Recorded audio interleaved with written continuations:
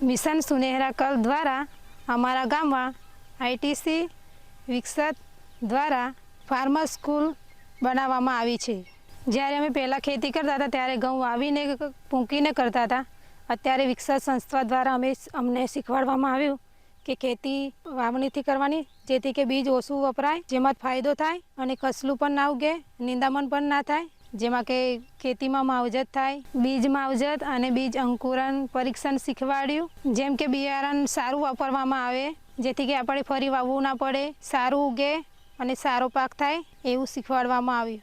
બીજ માવજત અને બીજ અંકુરણથી વાવીએ છીએ ઘઉં। વાવણિયાથી વાવવાથી જેથી કે પાકમાં નિંદામણ ના થાય અને ઘઉં પડી પણ ના જાય, જેથી કે અમને ફાયદો થાય અને ઘઉંનું ઉત્પાદન પણ સારું થાય અને બીજ પણ ઓછું વપરાય, જેથી કે અમે અમારી ગામની બહેનોને શીખવાડીએ છીએ કે અમે જેવી રીતે વાવણિયાથી વાવેતર કરીએ છીએ એવું પણ તમે પણ એવું અમારી જેમ વાવણિયાથી વાવેતર કરો, જેથી કે તમને પણ ઉત્પાદન સારું મળે।